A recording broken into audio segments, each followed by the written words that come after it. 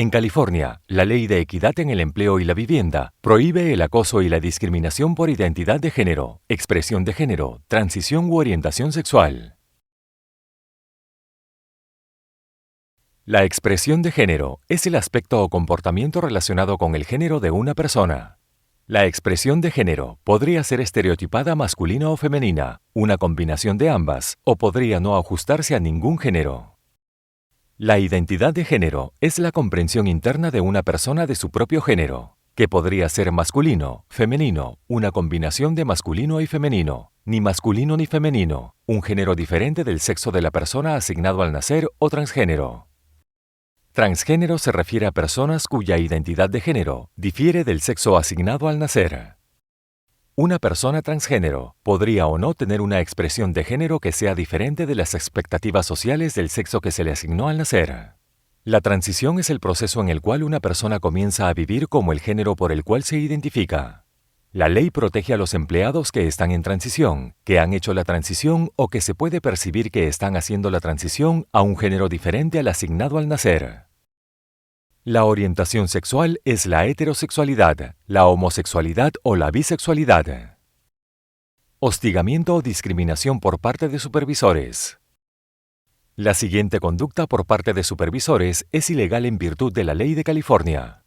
Participar de acoso o discriminación que afecte a acciones relacionadas con el empleo como la contratación, el despido, el descenso de categoría o el ascenso. Por ejemplo, negarse a ascender a una mujer sin otro motivo que el hecho de que no se vista de una manera estereotipada femenina, o el despido de una empleada, empleado, que se está sometiendo a una cirugía de cambio de sexo o que la está planificando. Exigir a los empleados que toleren el acoso como condición de empleo. Por ejemplo, un gerente de depósito les dice a sus empleados que simplemente tendrán que ignorar los insultos homofóbicos de sus compañeros de trabajo, porque es algo habitual entre operarios. Acosar o discriminar a los empleados debido a una percepción que no es cierta. Por ejemplo, un gerente que elige no asignarle trabajo a una mujer porque creyó que era lesbiana. Su orientación sexual es irrelevante en este escenario. Ella está protegida de cualquier manera. Tomar decisiones en cuanto al empleo o hacer comentarios basados en estereotipos sexuales.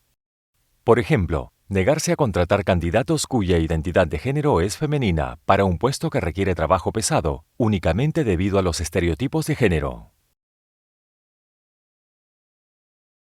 El acoso sexual en un ambiente laboral hostil tiene lugar cuando la conducta interfiere de manera injustificada con el desempeño laboral de una persona o crea un ambiente laboral intimidante, hostil u ofensivo. Los supervisores tienen la doble responsabilidad de evitar el comportamiento acosador y, a su vez, estar atentos para ver si los detectan en los empleados a su cargo. El acosador y la víctima pueden ser compañeros de trabajo, pero el acoso también puede tener lugar entre empleados y no empleados, como contratistas, consultores, repartidores, proveedores o incluso clientes. El acoso sexual puede ocurrir en cualquier lugar en el que los empleados representen a su organización. Esto incluye celebraciones laborales, cenas con clientes, conferencias, exposiciones comerciales, visitas de ventas y eventos de caridad. El acoso sexual puede ser cometido en persona, por teléfono, a través de mensajes de texto, mensajes instantáneos, correos electrónicos o sitios de redes sociales.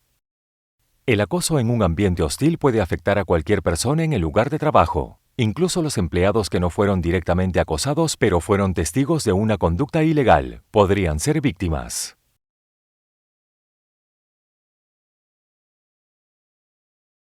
Usar sobrenombres degradantes u ofensivos, insultos o epítetos. Contar chistes insensibles que sean humillantes o degradantes. Usar la preferencia de género de un cliente como factor al asignar labores a los empleados. Hacer comentarios despectivos sobre los rasgos o derechos legales de un grupo protegido, como un hombre no debería usar un vestido.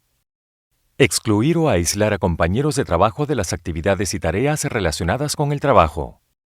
Por ejemplo, asignar a una persona transgénero exclusivamente a un trabajo que no involucre la interacción con el cliente, cuando los compañeros de trabajo en la misma posición trabajan con los clientes de manera habitual.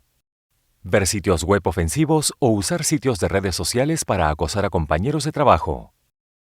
Por ejemplo, Hacer comentarios despectivos sobre la expresión de género en las páginas de redes sociales de un compañero de trabajo o ver sitios web anti-gay a la vista de los compañeros de trabajo. Se debe permitir que los empleados usen las instalaciones de los baños o vestuarios que correspondan a su identidad de género o expresión de género, independientemente de su sexo asignado al nacer. Los empleadores deben proporcionar métodos tales como puestos sanitarios con traba, horarios individuales para duchas, cortinas de baño o cualquier otro sistema apropiado para garantizar la privacidad de los empleados en sus instalaciones. Los empleadores deben designar baños de uso individual con señalización neutral en cuanto al género, como unisex o simplemente baño. Los empleadores deben permitir que los empleados se arreglen y se vistan de acuerdo con su identidad de género. Si un empleador asigna uniformes específicos conforme al género, los empleados deben poder usar el uniforme correspondiente a su identidad de género. Cuando los empleadores tengan códigos de vestimenta o normas de aseo personal, los empleados transgénero o no conformes con el género no deben cumplir con normas diferentes a las de otros empleados. Se debe permitir que los empleados participen en actividades patrocinadas por el empleador que correspondan a su identidad de género, incluidos los equipos deportivos, los ejercicios de formación de equipos y el voluntariado. Los empleados en California tienen derecho a ser identificados por el nombre de su elección y con los pronombres que reflejan su identidad de género. Los empleadores deben asegurarse de que todos los empleados sigan esta preferencia o podrían tener que responder ante un tribunal. La negativa a dirigirse a los compañeros de trabajo por su nombre y pronombre elegidos se considera acoso ilegal y será pasible de medidas disciplinarias. Los empleadores podrían usar nombres y géneros legales en los documentos gubernamentales cuando la ley así lo exija. Se debe permitir que los empleados realicen trabajos o deberes que correspondan a su identidad de género o expresión de género, independientemente del sexo asignado al empleado al nacer. Sin embargo, los empleadores deben trabajar para limitar la cantidad de trabajos donde el sexo de una persona sea el factor determinante para el empleo. Los empleadores no podrán exigir ninguna prueba de identidad de género o de transición antes de conceder los derechos que la ley garantiza a los empleados. Los empleadores solo podrán comunicarse con los empleados sobre su identidad de género, expresión de género o transición, si el empleado inicia la conversación para discutir las condiciones de trabajo relacionadas con el género. Sin embargo, los empleadores podrán realizar una consulta confidencial sobre un empleado con el único propósito de garantizar el acceso a instalaciones multiusuario comparables, seguras y adecuadas. La ley prohíbe a los empleadores preguntar o solicitar documentación como prueba del sexo, el género, la identidad de género o la expresión de género de una persona como condición para el empleo. Además, está expresamente prohibida la discriminación contra un postulante que no marca o se niega a marcar si es hombre o mujer en un formulario de solicitud. Los empleados tienen derecho a denunciar el acoso o la discriminación ante el Departamento de Equidad en el Empleo y la Vivienda. El Departamento de Equidad en el Empleo y la Vivienda, DFEH, por sus siglas en inglés, investigará la denuncia y ayudará con un acuerdo o proporcionará asistencia legal si es necesario. Asimismo, las víctimas podrán buscar ayuda en forma privada a través de un tribunal civil, sin perder ese derecho al presentar una denuncia ante el DFEH. Las víctimas de acoso o discriminación tienen derecho a recibir una indemnización por daños y perjuicios compensatorios. Los contratistas independientes tienen los mismos derechos en materia de acoso y discriminación que los empleados. Los empleadores deben mostrar un cartel desarrollado por la DFEH sobre los derechos de las personas transgénero en un lugar prominente y accesible en el lugar de trabajo. Tomar represalias contra un compañero de trabajo por presentar una denuncia de acoso es ilegal en virtud de las leyes federales y de California.